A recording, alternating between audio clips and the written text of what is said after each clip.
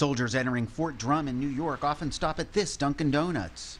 Word that the president would add 30,000 troops to the fight in Afghanistan was welcomed by some.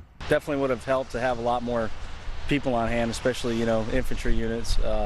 So I definitely feel there's a need for it. If there's a need to stay in Afghanistan, I should say, then there's definitely a need for more troops. Lance Troy Lockhart just returned from Afghanistan yesterday.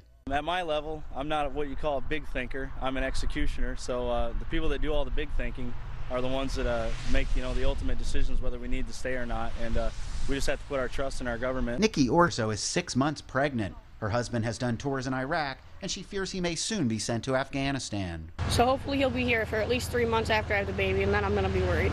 Because I don't want to be alone with my first baby. Her husband, LEROY ORSO, believes adding more troops to Afghanistan is a good idea. It'll take a couple years, but overall I definitely think it'll work. THERESA McLeod is worried about Obama's plans for her husband. He's already done one long tour in Afghanistan and others in Iraq, leaving her to care for their 3 children. At first he was supposed to be pulling everybody out, and now all of a sudden he's throwing everybody back into Afghanistan. And it's like, well, nobody can really make up their minds. What is he going to do? How long are we going to be there for? I mean, it's already gone on for a long time. And I realize that, that when they're over there, they are getting some things done and good things. But my husband's old unit just got back, and they lost a lot of guys. Tens of thousands of U.S. Army troops train each year here at Fort Drum near the Canadian border, including the 10th Mountain Infantry Division. These soldiers will help make up the surge in Afghanistan. The president has said previously he's in Afghanistan until victory is achieved.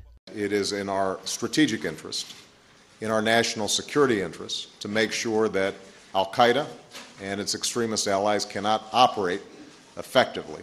Analysts say the troop increase may win the confidence of the Afghan people. I think what you'll see is a change overall in the perception of the Afghan people in seeing a recommitment to the effort that in Afghanistan.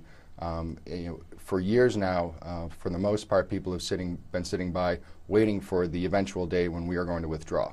And that sort of changes their calculus as to the degree to which they're willing to sort of put their necks out on the line to be helpful. The 30,000 new troops will be deployed over the next 6 months, bringing the total force to 100,000 U.S. troops.